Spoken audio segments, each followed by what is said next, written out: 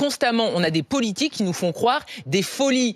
On a aujourd'hui, en 2025, des politiques qui nous font croire que potentiellement, un jour, on arrivera à la retraite à 60 ans, alors que l'espérance de vie ne fait que augmenter. On a des politiques qui nous disent que l'oisiveté, la fainéantise, le droit réfléchir, se poser, le droit à la paresse, c'est une possibilité. Ces gens-là sont dangereux. Oui, parce qu'il y en a, en fait, qui adhèrent à cette folie. C'est-à-dire que on sait qu'on va vivre plus longtemps, donc foncièrement qu'on doit travailler plus longtemps, mais il y a des fous qui cherchent le côté, alors, évidemment, basique.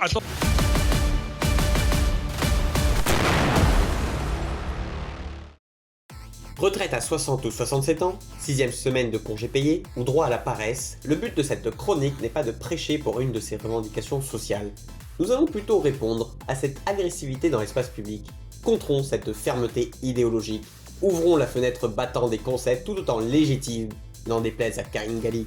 Quand autrui ne pense pas comme soi, la folie ne fonde pas nos différences. Est-ce que la société court de graves dangers si ces propositions politiques étayées inondent les débats publics? On débute que de tout ça. Vu qu'on vit plus longtemps, évidemment qu'il faut travailler plus longtemps. C'est la réalité. Oui? Oh oui! Bonjour, entrez, entrez! Comment va le sophisme depuis le temps? Toujours aussi faux cul? Démontons cette maxime. Si vous prêchez pour une augmentation du temps de travail en fonction de l'espérance de vie, ce n'est pas du bon sens, mais un choix politique. Quelqu'un là? Remettez-moi la barre. Convoquons l'espérance de vie vécue sans incapacité. D'après l'adresse, service de statistiques ministérielles, en 2023, l'espérance de vie sans incapacité atteint 64,2 ans pour les femmes et 63,6 ans pour les hommes.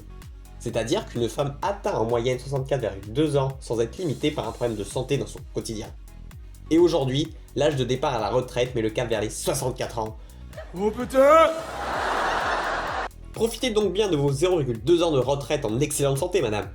Merci à vous, merci pour votre gentillesse, merci pour votre fidélité, merci d'être vous, merci pour tout. De plus, évidemment, cette espérance de vie varie en fonction du travail effectué durant les décennies qui précèdent. Appelons cette fois à la barre l'espérance de vie globale. Statistique de l'INSEE. Dans une note publiée le 15 décembre 2025, l'espérance de vie des hommes appartenant aux 5% les plus riches touche les 88,7 ans. On inverse maintenant les perspectives. Celle des hommes figurant au rang des 5% les plus modestes, 62 ans. Non. Si, je crois. Non! Ta gueule, putain! Un simple écart de 17 années, rien que ça.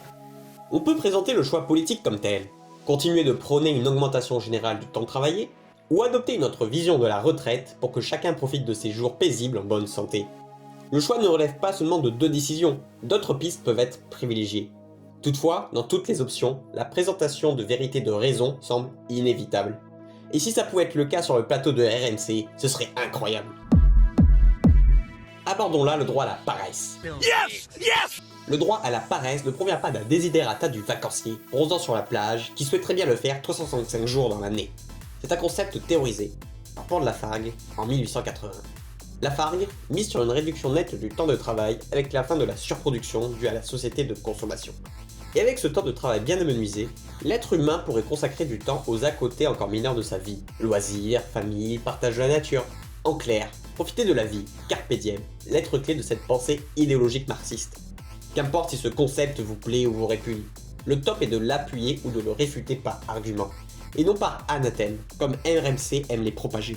Le travail, c'est pas toujours que du plaisir aussi. Je veux dire, je me rappelle, il y a Jean Fidou qui le disait, c'est-à-dire que maintenant, on te explique qu'en fait, le travail, c'est forcément une corvée. Ben, alors, c'est pas le cas pour tout le monde, mais pour certains, oui, mais c'est nécessaire. Et en fait, la pénibilité, ça fait partie aussi de la vie, malheureusement. Et il y a des gens qui ont un discours totalement à côté pour, évidemment, être très démago et rassembler le maximum de personnes. Alors, mais ces gens-là nous foutent dans le mur depuis des années. Et les 35 heures, c'était une folie. La gauche nous a foutus dans le mur, évidemment.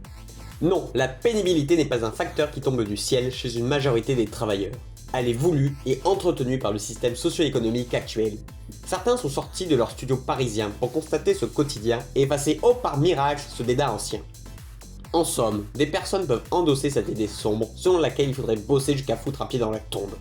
Tout comme d'autres peuvent combattre ce système en soulignant ses anomalies. Nous avons pu l'exposer ici afin de répondre à ce rejet viscéral du débat de Karine Galli. Seulement respect de l'espace public et discussion sur notre futur, j'espère que ce n'était pas de trop pour échapper au mur.